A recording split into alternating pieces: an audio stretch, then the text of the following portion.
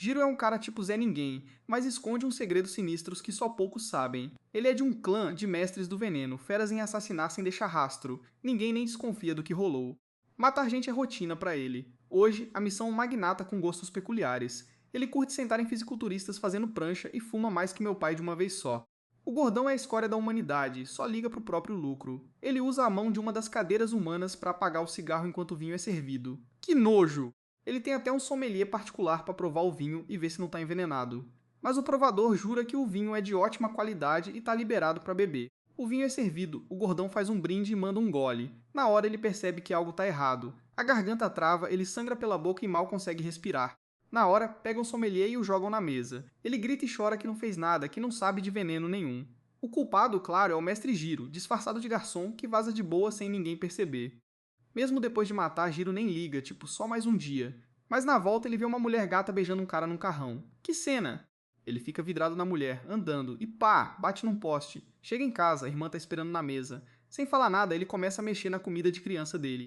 A irmã começa a metralhar ele de perguntas sobre o trampo. Ela quer saber como ele enganou o provador de veneno, já que o cara era tipo um figurão, um dos melhores. Giro responde que misturava um pouquinho de veneno na bebida do provador todo dia para criar imunidade.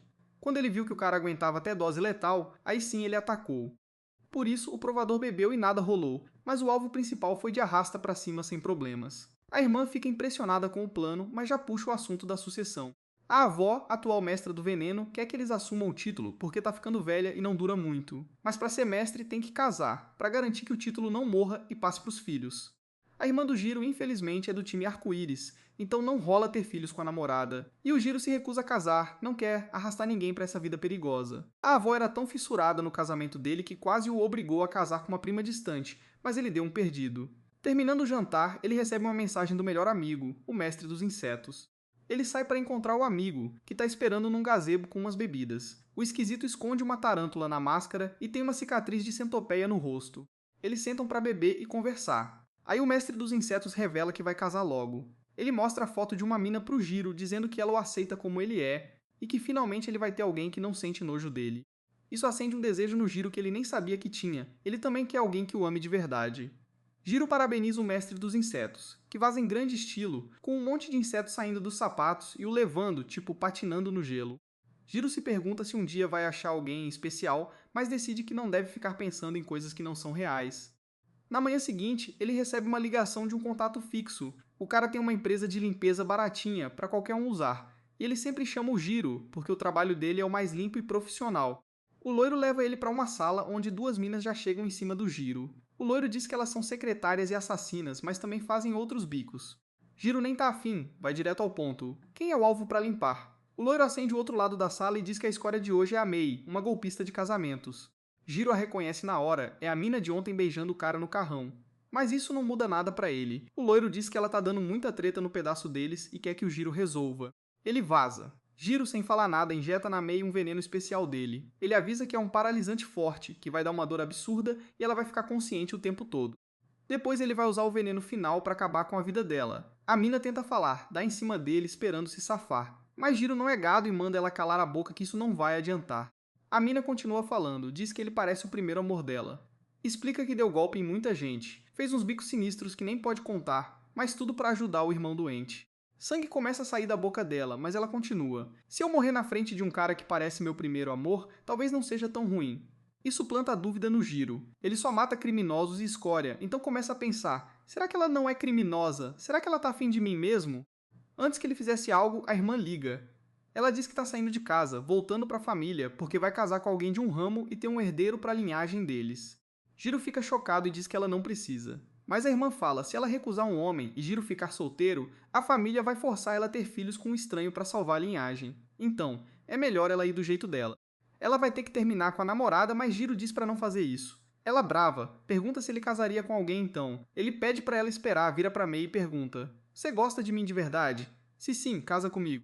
Na hora, May começa a rir, dizendo que estava só zoando e queria ver a cara de desejo dele. Ela fala que alguém que pode matá-la a qualquer hora, obviamente, não é um bom partido para ela. Mas Giro já decidiu e abre o coração. Ele nunca foi para a escola ou faculdade, nunca conheceu ninguém. Por mais que finja ser Sigma Melly, na real, ele é só um cara normal que quer uma mulher que o ame e se importe. Ele pergunta se ela o ajuda a achar alguém para casar, e promete manter ela e o irmão vivos se ela topar. Mei tá confusa e sangrando. Antes que ela responda, o loiro e os capangas entram, mandando Jiro terminar o serviço e dando um tiro de aviso. Mei diz que a história acaba aqui, mas Jiro responde que ela tá errada, que a história deles vai começar. Ele vira, coloca a máscara. O loiro e os capangas atiram, mas ele toma uma injeção e some numa névoa preta, deixando os caras confusos. Mas quando olham pra cima, ele tá lá, pendurado. Joga um monte de frascos de veneno que fazem o serviço na hora, deixando os capangas sufocando e apagados no chão. Ele diz pra Mei que eles não vão morrer, mas que a lição vai ser traumática o suficiente para não mexerem com ele de novo. Ele volta pra ligação com a irmã e diz pra ela ficar com a namorada, que ele vai achar uma esposa e continuar a linhagem. Aí ele tira a Mei, ainda paralisada, e pensa como carregá-la, já que nunca tocou numa mulher. Mas Mei diz pra não se preocupar, porque ela é um cara. Isso explode a cabeça dele. Mei, na real, é um cara que usa maquiagem e roupas pra virar mulher ou homem à vontade, só pra dar golpe em mais gente. Naquela noite, ele monta o perfil do Jiro, que ainda tá em choque por ter pedido um cara em casamento horas atrás. No dia seguinte, começa a saga pra achar a esposa do Jiro, e eles vão pra convenções conhecer minas.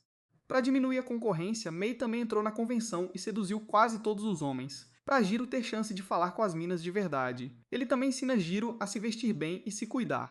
Na próxima convenção, Jiro senta na frente de uma mina, mas fica tão nervoso que só fala o nome e que ganha milhões por ano. Mei fica horrorizado, mas Jiro diz que mulher procura homem que provê, então ganhar grana é o primeiro ponto. Ele manda Jiro olhar nos olhos das minas e sorrir para chamar atenção. Jiro é um caso perdido, faz umas caras tão assustadoras que as minas devem achar que ele é serial killer. A convenção foi um fiasco, mas Mei não aceita a derrota fácil. Ele cria um perfil no Tinder e até arruma um primeiro encontro. Mas dá tudo errado de novo. Ele não consegue nem morder a comida que pediram, porque é mestre do veneno. O instinto dele é nunca comer algo que não preparou. Ele até consegue superar o instinto e morder, mas não adianta, a mina já vazou. Jiro se sente derrotado, conheceu 30 mulheres e não pegou o contato de nenhuma. Mas Mei diz pra ele relaxar e promete resolver amanhã. Mas antes que Jiro saia, um carro passa voando e pega Mei. Jiro tenta ir atrás, mas o carro vaza. O sequestrador é o irmão mais novo do loiro, que pergunta pra Mei o que rolou e por que o irmão largou o trampo na cidade, pra trabalhar na limpeza da família. Mei fica de boca fechada e leva um chumbinho na cara. O cara ia machucar mais. Aí o motorista se choca ao ver um homem no meio da rua, e o capanga manda atropelar. Mas é o Jiro! Ele desvia do carro e usa mistura ácida super forte para rachar o carro no meio. O veículo perde o controle e cai da ponte, enquanto ele pega a Mei e o leva para um lugar seguro. Jiro leva Mei para casa, e Mei manda ele encontrar ele amanhã na Galeria de Arte Oceânica, num cruzeiro. Jiro diz que é muito em cima da hora, que Mei devia focar em achar mais minas para ele, não em galeria. Mas Mei tá falando sério e pede pro Jiro ir de qualquer jeito. No dia seguinte, Jiro chega no navio na hora, e Mei chega atrasado, mas estiloso. O coração do Jiro dispara ao ver como ele tá gato, mesmo sabendo que é um cara. Mei segura a mão dele e diz pra eles correrem, que tão atrasados. Mas Jiro surta e tira a mão, falando que precisa de consentimento para tocar. Enfim, eles entram na galeria e Jiro fica chocado. O lugar é perfeito para date, cheio de casais. Ele pergunta a Mei por que estão ali. Ele responde que vão ter um date de ensaio hoje, para ele não estragar tudo no futuro. Jiro fica chocado. Mei diz que mesmo que ele consiga o número de uma mina em um encontro, ele vai se ferrar porque não sabe conversar com mulher. Eles veem um quadro tosco de um cachorro, tipo feito por uma criança de 2 anos, e Mei age como se fosse uma obra-prima. Ele insiste para Jiro falar algo, mas ele nem sabe o que pensar. Depois vem uma arte abstrata. Mei elogia o azul e Jiro responde meio travado, é azul tipo céu. Mei diz que ele precisa de mais confiança e vai pro retrato de uma mulher com berinjelas de brinco. Mei diz que a mulher é linda, e Jiro murmura, Mei é mais. Mei responde que foi uma cantada muito brega e vaza, pedindo pro ChatGPT umas cantadas melhores. Mei se aproxima calmo e diz que ele não precisa impressionar, porque um date bom é quando os dois se divertem. Jiro responde que se divertir é difícil para ele, mas Mei diz que ele tem que tentar. Logo eles vão pro próximo item, o pacote de doce DIY mais antigo do mundo. Jiro pira total. Ele começa a tagarelar que custa 30 milhões de ienes, mas pagaria 100 milhões para ter. Mei não entende a graça de um pacote de doce e vaza, mas fica feliz que Jiro esteja se divertindo. Ele chama Jiro e o encontra olhando outra obra de arte, com a cabeça inclinada. Ele diz a Mei que o quadro fica mais legal desse ângulo, e Mei resolve tentar também. Depois, Mei guia Jiro, que está mais curioso sobre o charme dele. Em vez de responder, Mei pergunta o que ele acha de um senhor que parece morador de rua e está super chapado. Jiro não tem opinião sobre o cara. De repente, a esposa gata dele aparece e, num segundo, um monte de gente o cerca para autógrafos, porque ele é um pintor super famoso. Mei diz que, mesmo o pintor sendo meio doido, os fãs o amam porque ele é talentoso. Ele dá mais exemplos. Um jogador de beisebol que sempre resolve, um médico que salva vidas, ou um músico que faz a galera sentir algo com as músicas. Mei diz que todos são talentosos, e esse é o charme. Jiro responde, legal, mas não tem nada a ver comigo, não tenho talento. Mei diz que ele tá errado, que ele é um assassino super talentoso, que derrotou dezenas de bandidos para salvar a vida dele. Mei diz a Jiro, se ele quer impressionar uma mina com o charme dele, tem que parar de perder tempo em app de namoro e mudar de profissão. Ele sussurra no ouvido do Jiro que ele devia ajudar os outros, e isso dá um mini infarto no assassino. Mei diz para ele virar guarda-costas de elite ou algo assim, porque nessas situações ele pode impressionar as minas salvando a vida delas. Jiro responde que não rola, ele é mestre do veneno e assassino. Mas Mei lembra, ninguém disse que ele não pode salvar gente. Ele completa, salvar e encantar as minas é só o começo, depois tem que se esforçar para conquistar o coração delas. Mais tarde, Jiro e Mei jantam, e Mei declara, começa a Operação Cavaleiro Branco, Jiro vai impressionar as minas salvando a vida delas. Jiro primeiro faz uma careta com o nome clichê, depois pergunta a Mei como vai achar trampo para resgatar gente. Mei enfia carne na boca dele e conta sobre o Dark Neve, um app tipo Fiverr ou Upwork, mas para criminosos. Ele diz a Jiro que dá pra achar todo tipo de trampo shady nesse app, inclusive uns que pedem pra resgatar gente. Jiro fica surpreso, porque até agora todos os trabalhos dele vinham de um corretor. Ele não acha nada bom e diz a Mei que não tá rolando. De repente ele vê algo que pode fazer e pede a opinião de Mei. Mostra um vídeo de um criminoso que pegou uma mina chamada Kyoko e tá pedindo aos amigos dela todas as obras de arte. Logo depois do vídeo, Jiro visita quem postou o trampo e descobre que a tal Kyoko é uma ladra de arte. Mas ela não rouba para si, só pega as obras para devolver aos verdadeiros donos. Os colegas querem resgatá-la a todo custo, mas não tem força nem habilidade. Por isso postaram um pedido no Dark Neve. Jiro fica em silêncio e os caras acham que ele não vai aceitar, porque a grana é pouca. Eles pensam em vender órgãos ou roubar a poupança dos pais para salvar a líder. Mei percebe que nenhum assassino top vai querer esse trampo. Ele acha que é a chance do Jiro de conquistar uma mina salvando-a, e diz pros capangas da Kyoko que o amigo dele é mestre do veneno. Eles piram ao ouvir isso, só conhecem o Jiro de boato e acham que vão ter que vender tudo para pagar a primeira parcela. Mas estão dispostos a tudo para salvar a líder. De repente, Jiro levanta a mão, ele tem uma pergunta. Todo mundo morre de medo dele, mas Jiro só quer saber se a Kyoko tem problema com o homem de óculos. Enquanto isso, quem pegou a Kyoko é o capitão do navio, que comprou, roubou e saqueou quadros para fazer a coleção dele. Ele lambe o quadro de um jeito bizarro, tipo se tivessem jogado ketchup, e pede para Kyoko trabalhar para ele porque ele curte a habilidade dela em roubar quadros. Kyoko recusa, lembrando a história do quadro que ela roubou antes. A modelo do quadro era filha de um artista famoso. O dono era o marido da mulher que o capitão espancou para roubar. O cara implorou para Kyoko pegar o quadro de volta para ele e a filha, porque é muito especial para eles. Kyoko diz ao capitão que prometeu à menina trazer o quadro da mãe de volta. Ao ouvir isso, o capitão manda o assassino contratado quebrar o espírito dela. Enquanto isso, Jiro e Mei voltam pro navio, rastreando Kyoko. Mei não curte o Jiro ter revelado os planos antes de salvar a mina. Ele responde que tá de boa. Eles seguem o GPS da Kyoko, mas assim que sobe as escadas, dois guardas grandões apontam as armas para Mei. Jiro pula na frente e nocauteia o gordo e o magro com um chute, mas Mei já perdeu a confiança. Ele quer voltar para casa, mas Jiro diz que precisa da ajuda dele para falar com a mina. Eles seguem o rastreador e Jiro fala que vai pedir a Kyoko em namoro, já pensando em casar. Mei recusa na hora, diz que ele vai levar um fora. Pede para ele focar no presente, não no objetivo final. Nisso, um monte de guardas manda eles pararem, mas Jiro nocauteia todo mundo, sem dificuldade. Enquanto isso, Mei o repreende. Kyoko estará sozinha e com medo. Ao vê-la, ele deve dizer que veio salvá-la, não pedir em casamento. O capitão aponta a arma para Kyoko, que ri, dizendo não ter medo da morte. Mas o capitão aponta a arma para a pintura, e Kyoko entra em pânico, pois valoriza a promessa à mãe da garota mais que a própria vida. Ela aceita trabalhar para ele e ser sua ficante. Quando ele comemora, a mão dele derrete e cai, soltando líquidos coloridos que, sério, não deviam sair de um corpo humano. Ele surta, se perguntando quem o atacou, quando de repente o fantasma da mulher da pintura sai e o queima com fogo do inferno. Ou pelo menos é o que ele imagina sob o efeito do veneno do Jiro. Jiro fez um buraco nas paredes de metal e se aproxima de Kyoko para se apresentar. Ele diz que ela está segura porque ele está ali e a primeira reação dela é que não pode pagar um mestre como ele. Jiro se vira para Mei, pois não o ensinou a responder a isso, e Mei decide intervir. Ele tenta desamarrar as pernas de Kyoko quando de repente o cara do traje de mergulho pega a garota e pula para trás. O capitão do navio também volta a si e manda a mestra da água matar os intrusos. Jiro não perde tempo, coloca a máscara e injeta seu soro de super soldado caseiro. Assim que o remédio faz efeito, ele avança para atacar a mestra da água, mas só atinge água e percebe que ela está longe do seu alcance. Por sorte, ela deixou Kyoko sozinha e Jiro a joga para Mei, mandando levá-la para um lugar seguro. Mei cai ao pegar Kyoko e diz a Jiro que ele precisa tratar garotas com delicadeza. Jiro responde que precisa salvar Kyoko primeiro e ouvirá todas as palestras sobre delicadeza depois. De repente, a mestra da água bombeia água no braço para aumentá-lo e ataca Jiro com força total, abrindo um buraco no chão. Jiro fica gravemente ferido, mas já tem suas armas prontas caso a luta se estenda. A Mestra da Água avança contra ele e Mei entra em pânico, achando que virará um banho de sangue, mas de repente a Mestra para e apresenta um cartão a Jiro. Ela se apresenta como Shio e diz que devem resolver isso por outros meios que não a luta. Ela diz que uma luta entre dois mestres causará séria destruição ao redor e aos corpos, e os honorários dele talvez não cubram isso. Ela começa a manipular a água do nada e sugere uma forma alternativa de resolver a luta. Ela diz a Jiro que pagará 10 vezes o que o cliente dele pagou para ele se afastar e deixá-la capturar Kyoko.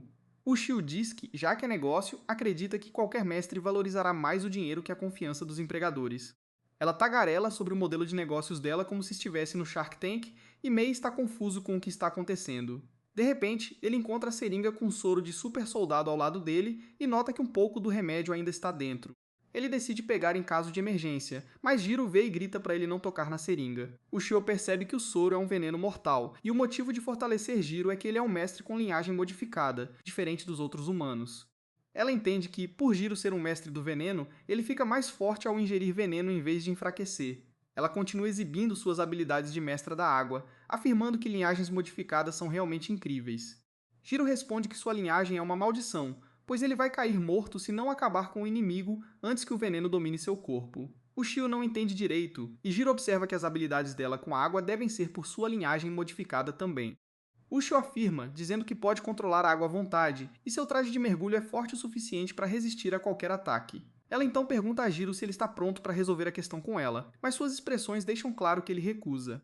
O Shio de repente desaparece e tenta atacá-lo de um ponto cego, mas Jiro lê o ataque e a soca. No entanto, ele só atinge água e o Shio atira uma bala de água de alta pressão que ele mal desvia. Ele percebe que se uma bala o atingir, está acabado, mas o Shio não planeja deixá-lo ir ainda. Ela diz que a família Veneno é uma das 5 maiores da indústria, e ele devia tomar decisões melhores para aumentar o patrimônio, em vez de arriscar a vida por uma garota. Ela começa a lançar jatos de água aleatoriamente e Jiro desvia de todos. O Shio pergunta se Kyoko é cliente ou se ele está envolvido romanticamente com ela, mas Jiro só foca em desviar dos ataques antes de jogar uma lâmina minúscula que corta as luvas dela. Ela diz que esse nível de ataque não fará nada, mas de repente a luva dela explode. Antes que ela perceba o que está acontecendo, Jiro avança e soca o capacete dela, e então tenta finalizá-la com um chute potente. O Shio desvia e se impulsiona com jatos de água, mas Jiro alcança e estilhaça o capacete dela com outro soco potente. Ele então diz à mestra da água que Kyoko é apenas uma estranha para ele agora. Mas um dia ela pode significar muito para ele. Ele diz a ela que tudo o que ele diz deve parecer bobagem, mas ele preferiria uma família normal e amorosa a um negócio de sucesso, qualquer dia. Por ter sido sempre sozinho, Jiro lembra como sua única ideia de família amorosa era através de telas grandes na área de treinamento. Lá ele aprendeu como outras pessoas fazem refeições com a família ou como meninos e meninas interagem e viram amigos. No entanto, tudo isso era para conhecer os alvos que ele teria que matar no futuro. Não eram apenas vídeos gravados de pessoas, mas uma transmissão ao vivo delas vivendo suas vidas sem suspeitar que eram observados pelos espelhos mágicos da família Veneno. Seu instrutor o chamava de zoológico humano, dizendo que essas pessoas não tinham ideia da verdade do mundo e viviam suas vidas guiados pelo destino. Jiro foi ensinado que, como herdeiro do clã Veneno, era seu dever controlar o destino de pessoas ingênuas como essas, tudo isso enquanto ele era isolado de qualquer contato humano e nunca conheceu a alegria da família. Agora, ele diz a Ushio que coisas como jantar em família, que ela chama de inúteis, são o que ele quer a todo custo. Ushio, porém, não se convence com o discurso dele e declara que se o futuro chefe da família Veneno tiver essa atitude, nunca terão sucesso nos negócios. De repente, ela libera todo o seu poder e transforma a água sob os pés em um tornado para se levantar, enquanto cria múltiplos tentáculos de água para atacar. Jiro mal consegue desviar dos ataques, mas então Ushio decide mudar os alvos para colocá-lo em uma desvantagem ainda maior. Ela atira um tentáculo de água em Mei, que consegue proteger Kyoko, mas é atingido pelo ataque. Jiro entra em pânico ao ver Mei gritar de dor, e Ushio ri, dizendo que o compensará por machucar os amigos dele. Enquanto isso, Kyoko está viva e pergunta a Mei por que estão passando por tudo isso para ajudá-la. Ele responde que é a missão deles salvá-la, e ela significa muito mais que uma missão para Jiro, que continua desviando dos ataques impiedosos de Ushio. Mei diz a Kyoko para deixá-los e fugir, porque protegê-la é o mais importante agora. No entanto, Kyoko não planeja ser uma princesa passageira, e pergunta a Mei como pode ajudar. Mei de repente olha para o soro de super soldado e veneno que Jiro precisa para ficar mais forte. Agora, ele está sendo completamente destruído pelos ataques de Ushio porque perdeu todas as agulhas de veneno antes, quando Ushio o jogou pelo chão. Ele sabe que não é rápido o suficiente para alcançá-la agora. Ele lembra como seu professor uma vez disse para nunca lutar com outro mestre por menos de 5 bilhões de ienes. e só se a vitória fosse garantida. Ele disse a Jiro que ninguém devia viver depois de ver suas habilidades de linhagem modificada, e que ele devia matar quem as visse para proteger o legado da família Veneno. Jiro tenta afastar essas memórias enquanto desvia do ataque inimigo, quando de repente Kyoko pula em cima dele e tira o ar dos pulmões. Jiro pergunta o que diabos ela está fazendo em cima dele quando devia estar correndo, e Kyoko responde que ser salva como uma donzela em perigo não é o estilo dela, então ela vai ajudá-lo a vencer essa luta. Ela mostra a seringa de veneno que ele precisa, e Jiro fica chocado ao ver a mão dela já danificada pelo veneno dele. Antes que Kyoko possa entregar os esteroides especiais, o Shio a agarra com seu tentáculo de água e ri da estupidez dela por tentar ajudar um mestre. Ela pergunta a Jiro como é arriscar a vida por alguém estúpido demais para ser salvo. Mas Jiro se levanta e agradece a Mei por tê-lo arranjado com Kyoko em vez de qualquer outra garota. O Shio nota a seringa na mão dele e entra em pânico, mas rapidamente manda ele soltar, ou ela encherá os pulmões de Kyoko com água. Jiro faz o que ela diz e solta a seringa, mas pro choque de Ushio está vazia e a agulha sumiu. Jiro de repente avança contra ela com velocidade relâmpago, e a próxima coisa que ela sabe, ele está atrás dela. Ele coloca a agulha de veneno na garganta dela e Ushio entra em pânico, pois perde a capacidade de controlar a água por causa do veneno dele. O traje de mergulho dela explode, liberando toda a água armazenada, e enquanto isso Jiro salva Kyoko em grande estilo. Ele diz a Ushio que ela é muito boa no trabalho, então da próxima vez que o vaso entupir, ele sabe quem chamar. No entanto, ele começa a entrar em pânico ao perceber que a mão dele está num lugar onde ele pode ser processado por assédio, e imediatamente se vira para Mei pedindo conselho. Ao mesmo tempo, Ushio sente o corpo inteiro queimando, mas de repente Jiro pega a mão dela, e ela se sente perfeitamente bem. Ele olha as cicatrizes no rosto dela e percebe que ela é alérgica a ar puro, e devia provavelmente se mudar para algum país do Sudeste Asiático. Porque ele leu isso na biblioteca do Mestre do Veneno, Jiro diz a Ushio que preparou um creme especial para manter a alergia dela sob controle, e ela fica chocada com isso. Ela pergunta se ele está sentindo pena dela, mas Jiro responde que está apenas afirmando dominância ao derrotá-la e depois curar a condição dela, porque uma empresária como ela saberá não arrumar briga com ele no futuro. Depois disso, Kyoko confisca a pintura enquanto Jiro e Mei confrontam o capitão do navio, que cai de joelhos e implora por misericórdia. O veneno de delírio de Jiro ainda está em efeito, e o homem vê Mei como a mulher da pintura, lambendo seus pés e prometendo que não fará de novo. Mei diz a ele para focar em adquirir arte legalmente, enquanto Jiro também decide poupá-lo. Tudo isso é inacreditável para Ushio, que acredita que mestres deviam matar quem conhece seus segredos. Mas Jiro diz a ela que não se importa em matar, desde que o capitão siga uma boa vida. Kyoko também termina de embrulhar a pintura e diz que nunca mais deixará ninguém pegá-la. Ela agradece a Jiro e Mei e oferece uma carona para casa, o que eles se arrependem em poucos minutos, pois tem que se segurar no tubarão de Kyoko que os arrasta pela água. Depois disso, Kyoko devolve a pintura aos seus legítimos donos, e todos ficam muito felizes com isso. Jiro e Mei estão no esconderijo de Kyoko, e enquanto todos estão emocionados, Jiro está misturando doces num canto. Mei diz a ele que a garota quer agradecê-lo, mas ele entra em pânico porque não está acostumado a receber gratidão. Mei o empurra para frente da tela grande e a garota o agradece por resgatar a mãe dela. Kyoko acrescenta que, quando soube que Jiro era um mestre, achou que ele seria um cara bem desagradável, mas ele se mostrou uma exceção. Jiro já está atordoado com isso, e então Mei também o agradece porque o irmão dela finalmente fez a cirurgia que salvou a vida dele, que ele financiou. Ele diz a Jiro que por causa dele muitas pessoas estão felizes e ele é uma pessoa maravilhosa. Jiro fica emocionado ao ouvir isso e decide extravasar limpando o banheiro. Quando Kyoko o impede e pergunta sobre o pagamento, pois ela definitivamente não pode pagar, ela pergunta se pode pagar com outra coisa, e a mente de Jiro explode enquanto ele pensa em pedi-la em casamento e ter filhos com ela. Por sorte, Mei intervém e sugere que os três saiam para festejar. No entanto, no dia da festa, Jiro e Kyoko estão sozinhos e ele entra em pânico. Se perguntando o que Mei está demorando tanto, Mei está virando a esquina, espionando-os para garantir que Jiro tenha um primeiro encontro perfeito. Mei manda mensagem dizendo que está em outro encontro e deseja tudo de bom, mas isso faz Jiro entrar em pânico ainda mais. Kyoko logo leva a um de seus lugares favoritos, um bar temático de tubarões, o que Jiro não esperava de jeito nenhum. Todas as pessoas lá são loucas por tubarões, e ele se pergunta se realmente consegue se encaixar, mesmo que tente ao máximo fingir. Mei também está no bar tentando ficar de olho neles, enquanto Jiro e Kyoko se sentam para conversar. Jiro quase nota Mei, que se esconde e continua observando. Ele percebe que Jiro está sem palavras e deseja que ele lembre que quando não tiver nada a dizer, deve elogiar as roupas ou joias do encontro. Mei vê muitas coisas boas que Kyoko está usando e eventualmente Jiro também as nota. Ele fala sobre o colar de Kyoko, dizendo que parece bem velho e pergunta se é uma lembrança da avó dela. Mei fica chocado com a tentativa, mas acha que não é de todo ruim, até Kyoko responder que ganhou de graça com um desumidificador. Mei sinaliza para Jiro falar mais sobre o negócio porque é interessante, mas ele não consegue focar na garota.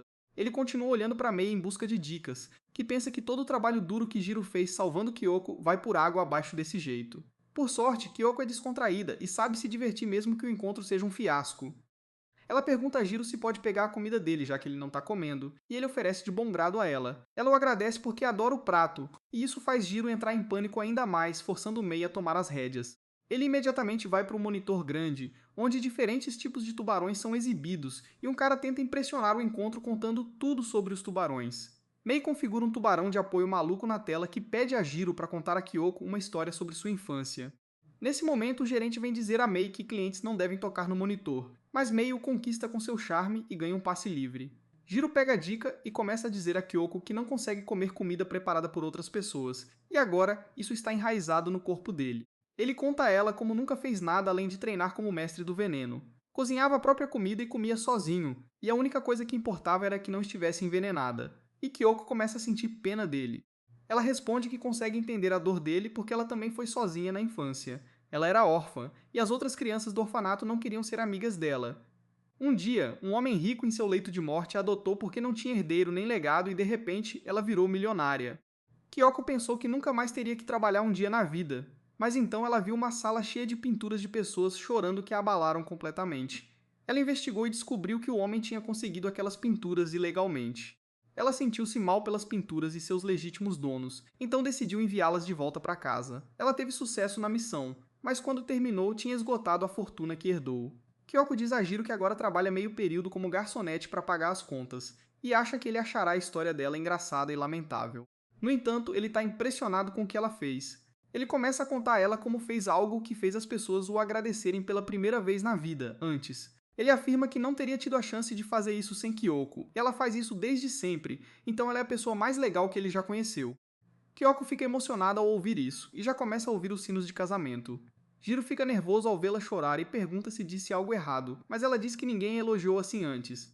Nesse momento, Jiro vê uma dica de Mei, dizendo para ele ir em frente, e o coração dele dispara ao pensar nisso. Ele tira o chapéu de tubarão e pergunta a Kyoko se ela pode fazer algo por ele, e ela começa a sentir a química entre eles. No entanto, tudo que Jiro pede é para ela ser amiga dele, e Mei fica devastado por ele ter perdido a chance perfeita de conquistar uma gata e cumprir sua missão. Até Kyoko fica desapontada porque esperava que ele a convidasse para sair, e ela definitivamente diria sim. Jiro responde que queria pedi-la em casamento também, mas então percebeu que não sabem nada um sobre o outro. Ele sabe que causou uma boa impressão nela antes, mas ela ainda não conhece o lado sombrio dele. Ele sente que se ela souber das coisas ruins que ele fez, ela o rejeitaria. É por isso que ele quer ser amigo dela primeiro, para que possam levar tempo aprendendo um sobre o outro. E uma vez que tiverem certeza, ele quer ser feliz casado com ela. Tanto Kyoko quanto Mei ficam chocados ao ouvir isso e Kyoko ri, dizendo que nunca esperou que Jiro fosse tão sincero. Ela o avisa que não será fácil conquistar o coração dela e então diz que achou que ele estava namorando Mei.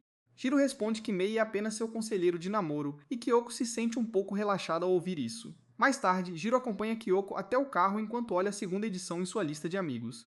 Kyoko diz a ele que, já que ele não pode comer comida que outros fazem, ele devia fazer o almoço para eles no próximo encontro, e ele fica um pouco tímido ao ouvir isso. Kyoko sai com isso e, nesse momento, Mei vem dizer a ele que encontrou outro trabalho para ele, que é ser o guarda-costas da filha de Ushio. Jiro surta ao ouvir isso e diz que será traição, mas Mei o lembra que ele e Kyoko são apenas amigos, e ela é a única mulher que ele conhece. Então é necessário que ele tenha mais interação feminina. Mei diz a ele que precisa conversar com garotas diferentes para conhecer as garotas e a si mesmo, e então ele pode encontrar a melhor parceira para si. No dia seguinte, Jiro está numa festa de boas-vindas de calouros da faculdade para proteger sua cliente, e ele se sente totalmente deslocado. Ele só ouviu falar de universitários saindo para festejar e beber, mas ver isso por si mesmo o deixa realmente desconfortável. Enquanto isso, a garota Shori, que ele foi contratado para proteger, está sentada sozinha num canto com sua bebida. Enquanto os veteranos chamam todos para se reunir, Shori engatinha de joelhos para alcançá-los, mas acaba voltando sem ter coragem de se juntar a eles. Enquanto ela engatinha de volta para o seu lugar, dois veteranos se aproximam para falar com ela. Eles perguntam se ela está se divertindo, mas Shiori de repente cai em lágrimas, dizendo que está tendo o melhor momento da vida dela, e as garotas saem imediatamente antes que alguém as acuse de bullying.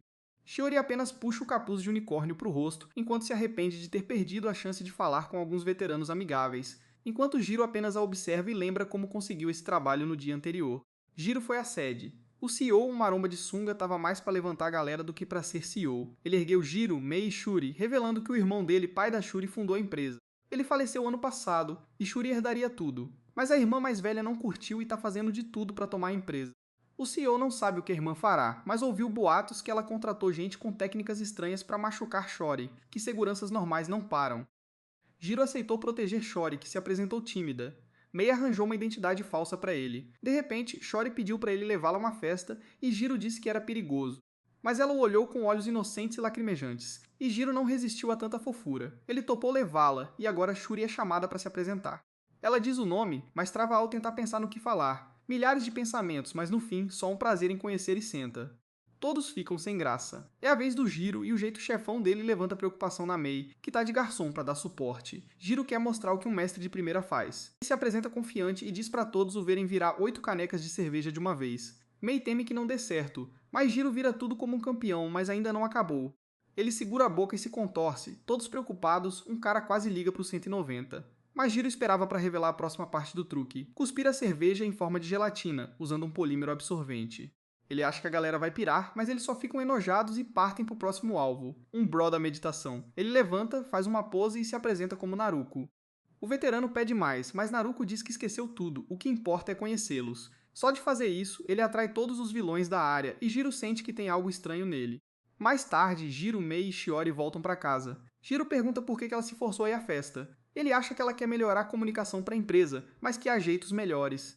Shuri fica sem graça e diz que não é o que ele pensa. Ela só quer fazer parte. Contou que o pai, no leito de morte, disse que ela se importa demais com a opinião alheia e a vida seria melhor se ela soltasse tudo que guardava. Ele pediu para ela aproveitar a companhia dos outros e faleceu em paz. Desde então, as palavras dele ficaram na cabeça dela. Chora e chora, dizendo que não consegue fazer o que o pai queria. Ela fala que a mente dela estava cheia de coisas para dizer, mas não conseguiu. Sabe que é só dar o primeiro passo, mas uma parte dela teme que as pessoas não gostem dela. Shiori diz que não nasceu para interagir, nem falava muito com o pai antes dele morrer. Não sabe por que ele a nomeou sucessora, havendo candidatos melhores. Ela declara que quer melhorar para não ter medo de falar o que pensa, por isso quis vir. Jiro dá um choque de realidade, lembrando que alguém quer matá-la. Meio repreende pela insensibilidade. Jiro quer dizer a Shori que se ela quiser ir, ele não a impedirá, pois confia que pode protegê-la. Enquanto isso, Naruko, o bro da meditação, é o assassino da tia da Shori. Ele liga para avisar que o guarda-costas é bom. Mas a mensagem não vai, ele esqueceu de carregar o celular. Semanas depois, Naruko vai à tia da Shiori para contar tudo. Ela não é só a chefe, mas também a Sugar Granny dele. A velha massageia Naruko gritando que faz um mês e ele não tem resultados. Ela pergunta quando ele vai acabar com Shuri e Naruko calmamente diz que ainda não é a hora. A velha não gosta, grita para Naruko parar de gastar o dinheiro dela, mas no instante seguinte ela se cala, como hipnotizada. O tom muda e ela diz que o guarda-costas da Shuri pode ser bom, mas Naruko é um mestre imbatível. Naruko afirma que fará o trabalho. A velha diz para ele fazer Shuri recusar a herança ou mandá-la pro além logo. No dia seguinte, Jiro e Mei assistem aula com Shuri. Mei diz que ele não precisa anotar, pois não é aluno de verdade. Mas Jiro diz que é tudo novo e empolgante, e ele está se divertindo como aluno. De repente, o professor faz uma pergunta sobre um produto de nicho, e Jiro dá a resposta perfeita.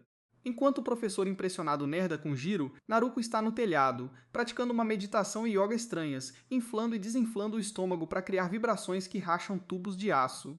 Na aula, Jiro sente que perde o equilíbrio. No instante seguinte, todos são empurrados por uma pressão imensa. Ele percebe que o assassino agiu, e como não pode separá-lo de Shuri, ataca a todos.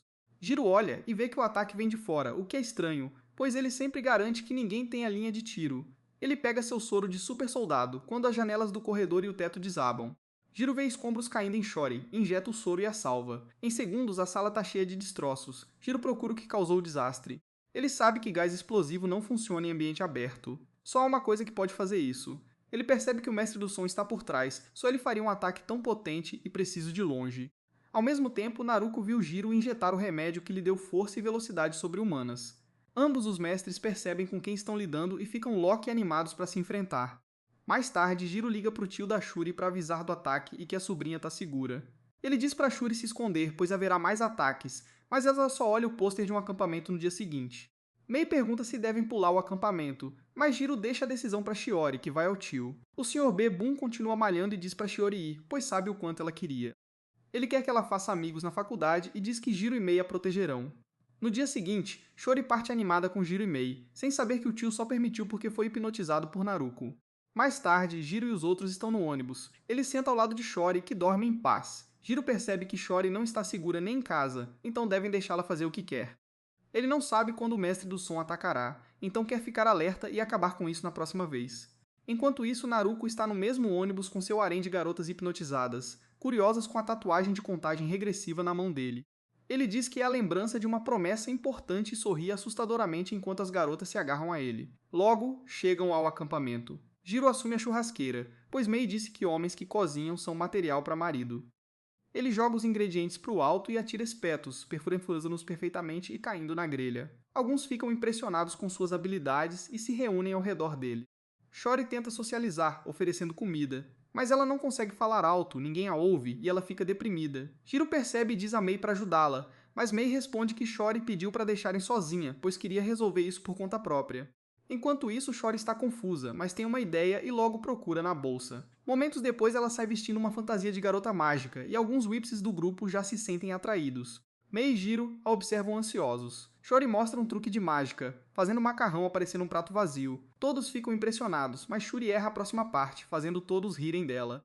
No fim do dia, Mei elogia o truque. Shuri diz que, por não ser boa com palavras, fez um truque de festa como Jiro. Ele fica meio envergonhado, mas o momento é interrompido por um veterano contando uma história de terror sobre um deus local que pedia sacrifícios para chover. Mas a história é uma baba gerada por IA, só para iniciar o teste de coragem, onde as pessoas vão ao santuário em duplas. Todas as garotas procuram Naruko para fazer o teste com ele. Mas ele já está na floresta, correndo como ninja na teia de fios, declarando que hoje é o dia de acabar com Shuri. Enquanto isso, os universitários se reúnem para o teste. O veterano diz que o santuário seria o objetivo, mas a rota passa por uma floresta densa. Ele diz que não querem ninguém virando lanche de ursos e lobos. Então os alunos devem achar um totem de fotos no meio do caminho e tirar uma selfie para provar que foram lá. Todos ficam animados, mas Jiro acha tudo infantil. Minutos depois, ele vai para o teste de coragem com Shiori, que agarra timidamente seu casaco. Jiro lembra que Mei disse que essa era a chance dele de se aproximar, pois nada une mais que um pouco de perigo. Mei o provocou, dizendo que se ele não conseguisse agora, não teria chance melhor de dar o primeiro passo. De repente, ele sai dos pensamentos quando Shiori o agradece sem jeito por estar com ela. Ela acha que Jiro deve estar Loki a odiando por ser um estorvo. Diz que se ficasse em casa, o trabalho dele seria mais fácil. Jiro diz que tá tudo bem, ela estaria em perigo igual, não importa onde fosse. Ele pede para ela esquecer as preocupações e aproveitar a viagem, pois será melhor para todos. Jiro diz que não se tem muitas chances de curtir a vida assim, e Shori não devia desperdiçar só porque alguém a persegue. Ele sorri e diz que a protegerá do assassino na hora certa. Seu riso começa a funcionar na Shori, mas então eles chegam ao totem e Shori grita ao vê-lo. Jiro diz para tirarem uma selfie rápido, mas ele não sabe usar um pau de selfie que até boomers usam. Shori se oferece, mas ao checar vê um símbolo misterioso em vez do rosto de Jiro. Ela olha em volta para perguntar, mas para seu choque Jiro não está lá. Shori entra em pânico, corre procurando Jiro e o encontra perto de uma árvore caída. Aliviada, mas então ele vira um monstro da velha e a ataca. Shori grita e corre o mais rápido que pode, chegando ao santuário bem quando o monstro a alcança. Ela fecha a porta e pensa estar segura, mas olha em volta e vê uma forca pendurada no teto. Ela está confusa e aterrorizada quando de repente um monstro aparece na frente dela e começa a cambalear em sua direção. Shuri está aterrorizada demais para se mover, mas então o monstro assume a forma de seu pai morto. Shuri não entende nada. O pai serve uma bebida. Ele diz que ela é uma oferenda ao deus do santuário, por isso pode falar com o espírito dele. Shuri não sabe se acredita, mas a curiosidade a domina e ela pergunta por que ele a nomeou sucessora. De repente, o rosto do pai se divide como uma máscara, e o rosto interior aparece chorando, dizendo que errou ao nomear Shori sucessora só por ser filha dele. O rosto dele se divide de novo, mostrando o lado raivoso e dizendo a Shori que ela não é boa o suficiente para liderar a empresa. O cérebro de Shori já está no limite, e o rosto do pai se divide mais uma vez, virando algo assustador e desumano. Ele diz que ela nunca vai atender às expectativas de ninguém, então devia desistir. As palavras dele são o suficiente para hipnotizar Shiori a aceitar que é inútil e o mundo é melhor sem ela. Ela sobe em direção à forca e o monstro da velha que fingia ser o pai fica feliz que ela vai se matar. Mas assim que Shiori coloca a forca no pescoço, algo dentro dela muda. Ela grita que está feliz por ter feito todos sorrirem na viagem. Joga a forca e corre para a porta, dizendo que talvez nunca seja forte o bastante, mas ainda quer melhorar. Ela abre a porta e pula, jurando que ninguém aprenderá, mas no instante seguinte percebe que se ferrou. Pulou da porta errada e agora está caindo num rio centenas de metros abaixo. Shori pira, não pode vencer a gravidade. Tenta ter ideias e lembra que tem um guarda-chuva. Tenta usá-lo como paraquedas, mas isso não é Looney Tunes, e o guarda-chuva é rasgado pela pressão do ar.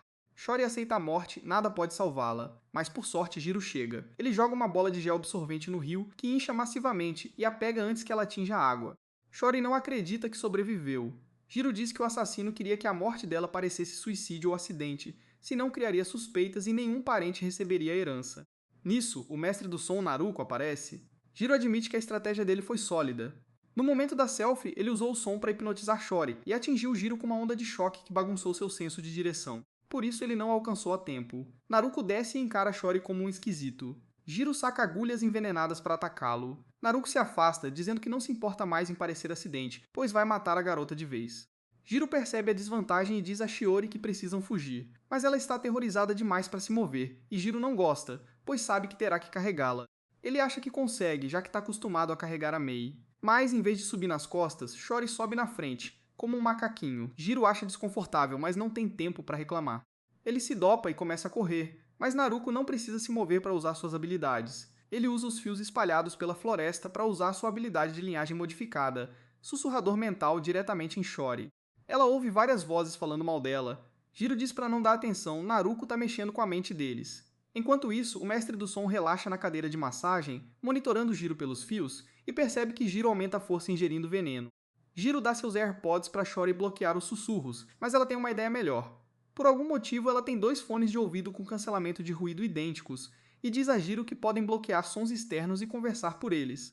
Jiro não curte a ideia de fones de gatinho, mas acha que pode protegê-los da manipulação de Naruko. Naruko percebe e decide atacar, confiante que Jiro não pode desviar, já que sua audição está bloqueada.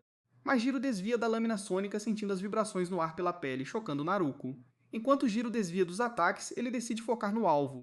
Ele usa seu poder para vibrar os fones de Chori, hipnotizando-a de novo. Ela desce do colo de Jiro e começa a fugir. Naruko percebe que o trauma dela é mais profundo que a morte do pai. Ele sorri como um esquisito, planejando usar os traumas dela para quebrar seu espírito várias vezes. Ele cria uma ilusão gigante do tio da Shuri na frente dela, que está malhando até na imaginação dela. Ele diz que ela é um fardo e a mandou pra cá para o assassino matá-la fácil. A Shiori hipnotizada acredita, mas de repente, Jiro entra nas ilusões e nocauteia o maromba gigante. Ele diz a Shiori que o tio dela contratou dezenas de pessoas para protegê-la antes dele, e perdeu muito dinheiro porque todos eram perdedores e incompetentes. A única razão pela qual ele confiou tanto nele foi porque um de seus clientes anteriores deixou um ensaio elogiando suas habilidades. Jiro diz a Shiori que o tio a ama e a valoriza de verdade, e alguém como ele nunca a abandonaria. Ela acredita e sai da ilusão, só para desmaiar. Acontece que Jiro hackeou a ilusão de Naruko com seu veneno e nocauteou Shuri para mantê-la longe do perigo. Ele então chama Naruko, certo de que ele pode ouvi-lo em qualquer lugar da floresta. Jiro diz que sabe que o poder de Naruko afeta as mentes das pessoas muito profundamente. Ele extrai suas piores memórias e medos e os amplifica para quebrá-los. Jiro tem certeza que Naruko hipnotizou o tio da Shiori para topar a viagem. Ele admite que a Shiori é uma mina de traumas ambulante, mas ela sabe e está se esforçando para superar, então ele devia deixar ela em paz. Mei tenta rastrear Jiro e Shiori, mas eles não estão lá. Ele olha a estrada, se perguntando onde estão, mas Jiro pula dos arbustos. Mei fica aliviado, mas surta ao ver como Jiro carrega Shiori. Jiro explica tudo enquanto Shiori volta a si. Mei fica feliz por ter colocado um rastreador GPS nela, graças a um dos capangas da Kyoko, e pergunta se Jiro está bem. Ele diz que forçou os limites e tem que voltar para terminar a luta. Pede para Mei levar Shiori e sair dali, e Mei fica chocado. Jiro explica que já estragou os planos de Naruko 2 vezes e vai tirá-lo do caminho antes de ir atrás dela. Jiro pede para Mei manter Shiori segura, e Mei lembra que é só um conselheiro matrimonial. Jiro pede para ele cooperar dessa vez e Mei concorda, pensando na comida deliciosa que Jiro vai ter que pagar para ele. Antes de irem, Jiro olha os fones da Shiori e vê que Naruko implantou um transmissor neles quando se aproximou dela. Ele tem certeza que Naruko fez isso para que seus poderes a alcançassem melhor, mas ainda não sabe o que o mestre do som precisa para usar suas técnicas. Jiro decide que vai tirar Naruko do esconderijo e lutar de frente, é a melhor chance dele. Ao mesmo tempo, Naruko está tomando um banho quente pensando no próximo passo. Ele tem certeza que se for atrás da Shiori agora, Jiro vai pegá-lo por trás. Decide caçar Jiro primeiro e depois matar seu alvo real com calma. Jiro está de volta na floresta e percebe que os ataques de Naruko estão muito mais intensos. Naruko rastreia Jiro pelos sons que ele faz. Ele pensa que as agulhas de veneno de Jiro não vão funcionar a menos que ele chegue perto, e gases não são eficazes ao ar livre. Jiro também percebeu isso, então decide cortar os fios de Naruko para limitar seus poderes. Ele borrifa seu veneno que derrete metal nos fios, mas ricocheteia porque os fios vibram em alta frequência. De repente, ventos fortes sopram na floresta e Naruko os usa para liberar seu movimento final. Ele cria ondas sonoras poderosas que tomam a forma de um monstro gigante e Jiro só consegue desviar. Ele rapidamente tem uma ideia e injeta nas árvores próximas um químico especial que formulou. A invocação gigante de Naruko o ataca, mas para de repente. Confuso, ele pula da banheira e corre em direção a Jiro, se perguntando como ele parou sua invocação feita de ondas sonoras. Ele sente que os fios ainda estão intactos, o que significa que seu poder deveria funcionar. Ao chegar em Jiro, ele descobre que as árvores ao redor cresceram anormalmente grandes e retorcidas, e elas impediram sua invocação de se mover. Naruko não entende o que está acontecendo. Jiro explica que seu remédio faz as plantas crescerem muito rápido, o que ele precisava para atrapalhar a técnica de Naruko. Ele explica que os fios de Naruko precisam ser ajustados para funcionar, e se as árvores continuarem crescendo, os fios não conseguirão tocar as notas precisas. Jiro diz que podem terminar a luta rápido, mas Naruko diz que já colocou o plano de matar Shiori em ação. Sua invocação gigante é visível não só para os dois mestres, mas para todos no acampamento, e sua mera visão é suficiente para colocá-los em transe. Eles começam a gritar e temer que vão morrer porque irritaram o deus da montanha. O líder diz que vão seguir a tradição e fazer um sacrifício para agradar o deus, e pede para os novatos tirarem suas identidades para sacrificar o mais jovem. Essa pessoa acaba sendo Shiori, e todos avançam para capturá-la. Mei tenta fugir com ela, mas os dois caem de um penhasco e se machucam. Naruko diz a Jiro que o medo entre os alunos é suficiente para matar Shiori. Eles nunca vão se acalmar a menos que ele morra primeiro, e ele não tem planos de perder. Naruko de repente assobia e usa as notas para transformar sua mão numa motosserra. Ele corta uma árvore num instante e usa sua mão de motosserra para transformá-la num violino. Antes de usar o cabelo como cordas, ele se posiciona para tocar e Jiro entra em pânico, sem saber se conseguirá lutar de frente com o mestre do som. Enquanto Mei leva Shiori e tenta fugir da multidão hipnotizada, Naruko diz que é só questão de tempo até a garota morrer, então ele já venceu. Ele declara que vai terminar essa luta e Jiro entra em alerta total, se perguntando se Naruko vai usar suas habilidades de mestre do som para atacá-lo. Naruko simplesmente joga o violino na direção dele e Jiro desvia no último momento porque não era o que ele esperava. Enquanto ele se distrai com o violino, ele encontra o Beethoven loiro correndo como se a vida dele dependesse disso. Jiro percebe que Naruko estava apenas blefando para distraí-lo, e seu verdadeiro objetivo ainda é Shiori. Jiro persegue Naruko, que continua a trollá-lo pelos fios espalhados pela floresta. Ele diz a Jiro que mesmo que ele consiga manter Shiori segura e fazê-la CEO, ela vai sofrer a vida inteira. Os parentes dela vão odiá-la e a sociedade podre vai fazer de tudo para derrubá-la. Naruko diz que Shiori é muito fraca para sobreviver sozinha, e fracotes como ela não pertencem ao mundo dos fortes. Ele lembra da infância, onde tinha um parceiro de treino muito mais fraco, mas que trabalhava mais que qualquer um. Naruko sempre zombava dele, e no final seu parceiro teve uma morte miserável. Jiro se cansa do papo furado e pergunta se ele está com medo. Ele lembra a Naruko que Shiori quebrou suas ilusões, mesmo ele tendo explorado seu pior trauma, o que significa que ela é mentalmente mais forte que pessoas como eles. Naruko zomba da ideia, mas de repente, ele nota algo que desvia sua atenção de Jiro e de sua missão. Ele sente o cheiro de uma poça de partículas curativas que as árvores liberam e corre imediatamente em direção a ela porque é o que ele mais precisa. Ele pensa em como as técnicas do mestre do som não são feitas para combate direto, e ele precisa estar em sua melhor forma para usar seu poder ao máximo, e essas partículas curativas o manterão no auge por mais tempo. Ele pula na poça e começa a babar enquanto pensa em como vai dar o plus ultra no resto da luta. Ele cheira as partículas curativas e se prepara para liberar sua força total, quando de repente ele sente seu corpo ficar mole. Sua visão fica embaçada, e ele percebe que o que inalou não eram as partículas curativas, mas um gás venenoso que cheirava a elas. Naruko percebe que Jiro previu o que ele precisava para executar sua técnica e armou essa armadilha. Por sorte, ele ainda não sofreu muito dano do veneno, e decide exalar todo o gás venenoso através da respiração de Yoga. Jiro chega lá naquele momento e corre em direção a Naruko, tapando a boca dele com um polímero absorvente de água para que ele não possa exalar. Jiro descobriu que Naruko deve ter condições rígidas para usar suas habilidades, e adivinhou que precisava curar seu corpo constantemente para liberar seu poder. É por isso que ele encontrou uma poça de partículas curativas e misturou um gás venenoso nela, porque é assim que um mestre do veneno luta.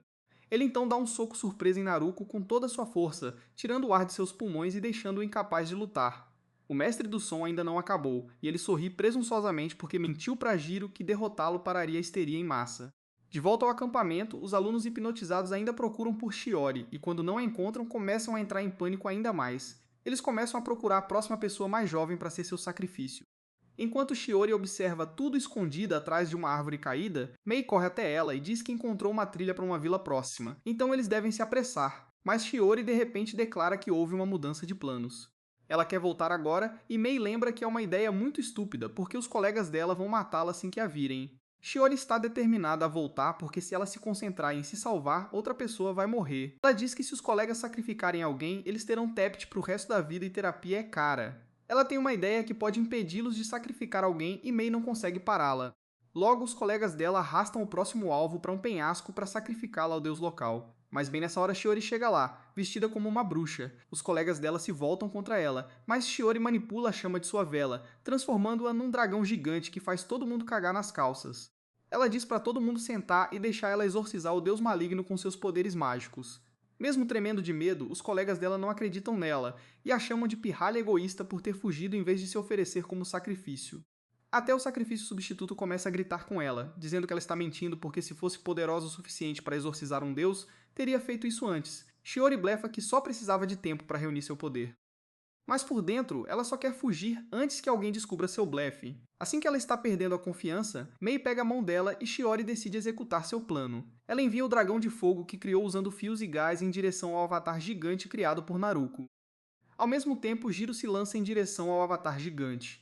Minutos antes, Shiori o havia ligado para perguntar se ele poderia espalhar gases explosivos ao redor do avatar gigante assim que ela enviasse seu ataque de fogo.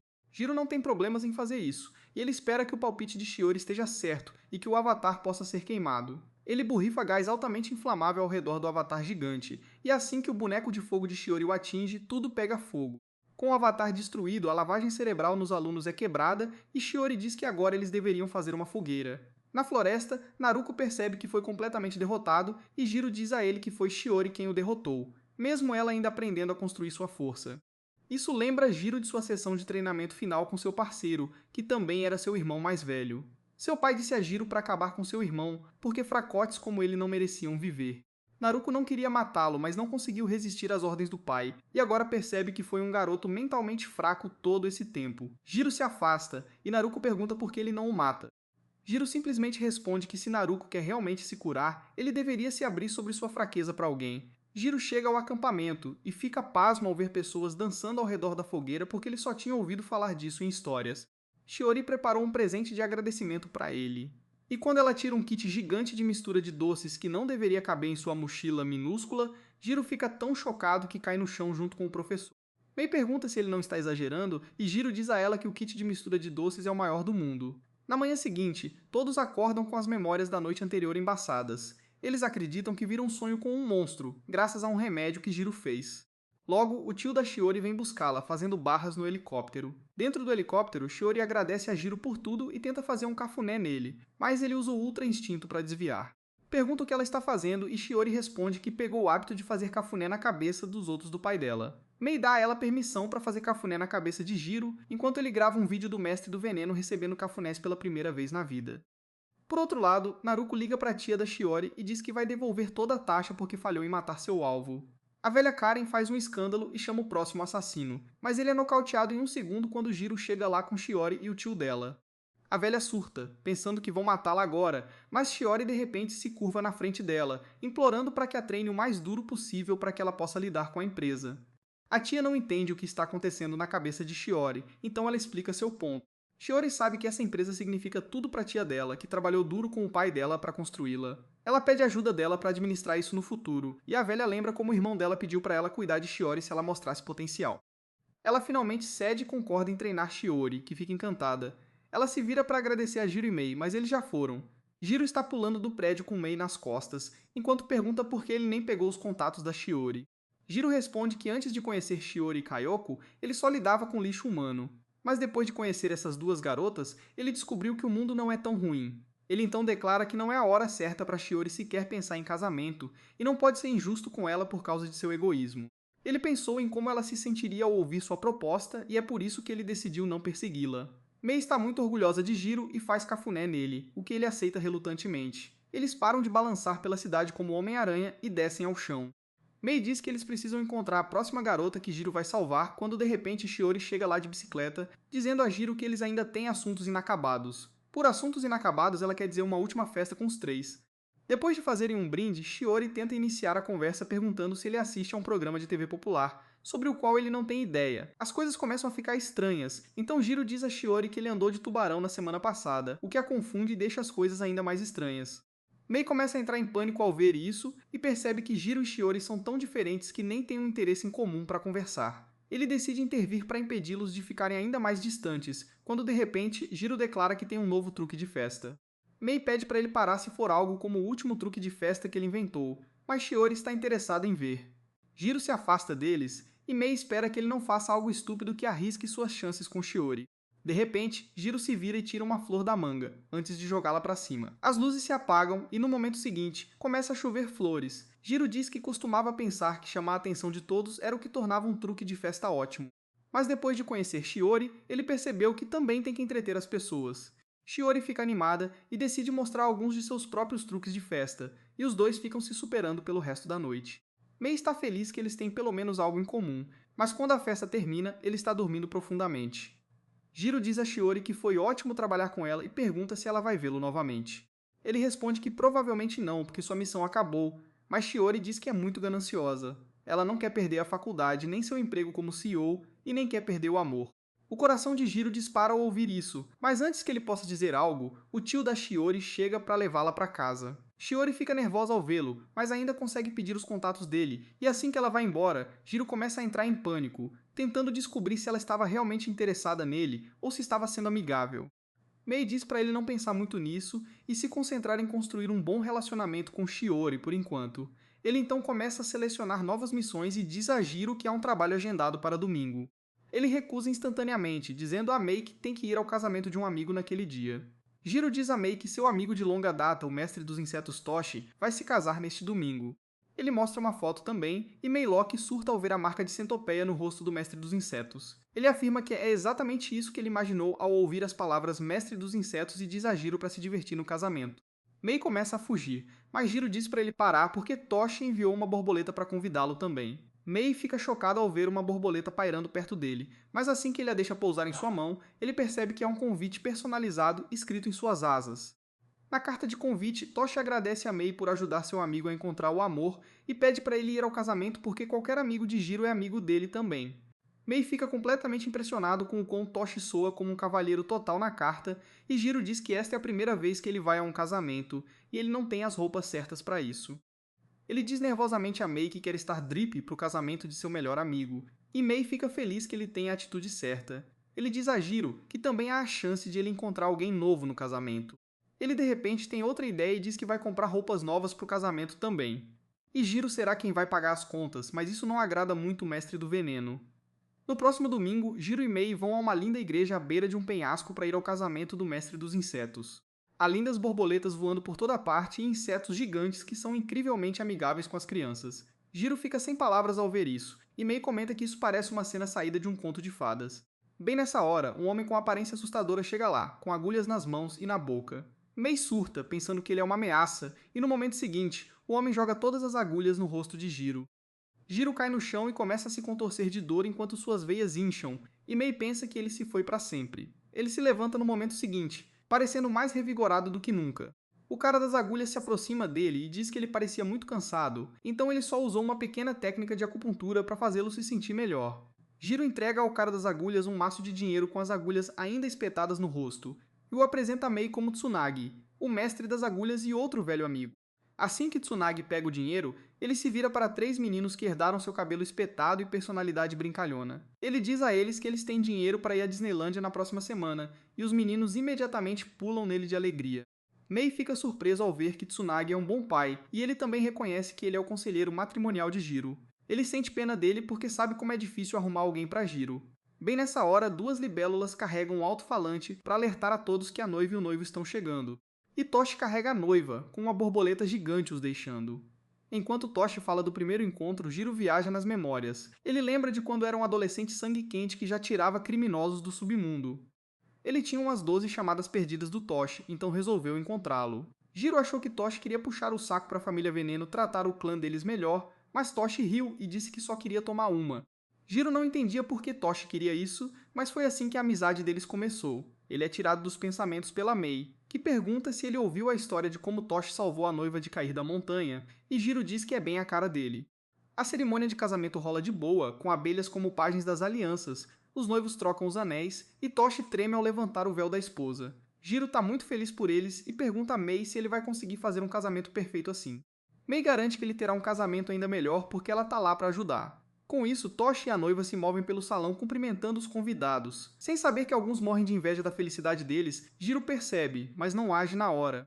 Mas, enquanto almoça, uma aranha rosa pula no ombro dele e ele entra em ação na hora. Mei manda ele parar porque ele tem que fazer um discurso, mas Jiro pede para ela dar um jeito para ele. Ele corre para fora, se comunicando de algum jeito com a aranha Rosa Júlia, parceira do Toshi, que quer o grande dia sem treta. Lá fora, o inimigo do Toshi manda os mercenários que contratou invadir todas as entradas e matar todo mundo que virem. Ele manda eles correrem assim que o mestre dos insetos e amigos revidarem, e aí ele ataca a noiva. Mas, enquanto explica o plano maligno, os mercenários são levados um por um, e quando o atacante vira, os vê presos numa teia com Jiro na frente. Scarface fica meio decepcionado e diz que é o que dá contratar mercenários do Fiverr. Ele decide mudar os planos e resolver a treta sozinho, lançando na hora uma chuva de bombas em Jiro para criar um labirinto de fogo. Scarface ri, dizendo que estava guardando esse ataque para fuga, mas a culpa é do Jiro por ser um alvo tão fácil. Ele começa a xingar o Toshi, dizendo que estava feliz com a vida estúpida, miserável e chata antes dele aparecer.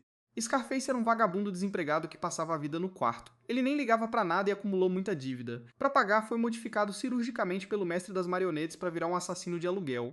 Com bombas nas mãos, pés e cabeça, ele foi mandado eliminar os alvos e morrer com eles em glória. Scarface usou as bombas nas mãos sem dó, e pela primeira vez ele se sentiu empolgado e animado para viver, mesmo perdendo as mãos. Mas ele perdeu essa faísca quando Toshi apareceu na vida dele. Scarface já tinha perdido mãos e pernas, mas Toshi deu a melhor chance de atacar, abraçando-o. Scarface estava doido para detonar a bomba na cabeça rangendo os dentes, mas nada aconteceu. Uma vespa saiu da boca dele e Toshi disse que desarmou a bomba na cabeça para ele não precisar mais viver com medo da morte. Desde aquele dia, Scarface guarda rancor do homem que destruiu sua paixão e agora quer atingir onde mais dói. Ele ganhou mãos e pernas novas do mestre das marionetes para essa missão e acha que, com Jiro fora do caminho, deve ir direto para a igreja. Mas quando as chamas do ataque anterior se apagam, ele encontra Jiro ileso, protegido por uma grossa camada de seda de aranha. Jiro termina a ligação com Mei, dizendo o que falar no discurso, e vira atenção para o Scarface, dizendo que nenhum cara legal guarda rancor do Toshi, o que deixa essa luta bem simples para ele. Enquanto isso, Mei vai para o palco e diz a todos que Jiro ficou com dor de barriga de nervoso, então ele fará o discurso por ele, sem contar que aceitou só por um jantar num restaurante 3 estrelas Michelin. Lá fora, Jiro luta contra Scarface, que tem explosivos nas luvas protéticas. Ele empurra Jiro fácil e se exibe, mandando ele usar logo as habilidades de linhagem modificadas, porque não ganha sem elas. Jiro avança na forma base e tenta um ataque rápido, dizendo que não vai gastar as habilidades de linhagem com um Zé Ninguém como ele. Mas Scarface acompanha sua forma base e usa propulsores nos pés para chutá-lo num rio. Por sorte, Jiro tem a Aranha Rosa com ele, cujas habilidades o ajudam a imitar o Homem-Aranha. Ele volta balançando do penhasco e avança em Scarface, que mal desvia do ataque só para ver uma corda nas pernas. Jiro balança e joga longe, mandando ele sumir porque não quer derramar sangue no dia mais feliz do melhor amigo. Mas o mestre das marionetes monitora a situação e manda Scarface se autodestruir e levar o mestre dos insetos junto. Ele remove o limitador das próteses do Scarface, permitindo que ele voe para a igreja como um homem de ferro bombado. Jiro persegue, mas percebe que não é rápido o suficiente para pará-lo. Enquanto isso, Scarface chega na igreja e se prepara para explodir Toshi, mas assim que vê o sorriso dele, perde a motivação. Ele se pergunta como alguém tão fundo no submundo pode ser gentil o suficiente para abraçar um inimigo tão de boa. A bondade do Toshi o faz esquecer todo o ódio e Scarface voa para o céu, ignorando as ordens do mestre das marionetes de explodir a igreja. Lá no alto nas nuvens, ele atira os membros protéticos em direções diferentes como presente de casamento ao mestre dos insetos. Enquanto isso, Mei termina o discurso na igreja e ao mesmo tempo as próteses do Scarface explodem, limpando as nuvens de chuva e revelando um lindo pôr do sol. Depois de um tempo, Toshi agradece Mei pelo discurso e por ajudar Jiro na caça à esposa. Mei diz que não é nada demais, então pergunta por que ele é tão legal com Jiro. Toshi responde que na verdade é o contrário, e Jiro é quem é gentil o suficiente para chamá-lo de amigo, apesar da dinâmica de poder entre as famílias. Mei não entende por que haveria diferença entre as famílias de dois mestres, e Toshi diz que tem níveis nessa parada. Ele explica que a família do mestre dos insetos começou com insetos venenosos, e a família da agulha com agulhas venenosas. Ambos são subordinados da família do mestre do veneno, e a hierarquia no submundo é bem rígida. Toshi então explica que a família do mestre do veneno é uma das 5 maiores famílias no ramo. A família do mestre dos insetos o serviu por gerações, e a primeira vez que o pai o levou à mansão do mestre do veneno, ele estava suando e morrendo de medo. Ele disse que viviam à mercê da família do veneno, e para sobreviver, devia obedecer sem questionar. Essa foi a primeira vez que Toshi conheceu Jiro, que acabava de ser nomeado herdeiro da família do veneno. O pai do Toshi apresentou o filho a Jiro, pedindo para tratar como um inseto cujo único papel é servi-lo. Mas Jiro saiu quieto, dizendo que Toshi não era um inseto.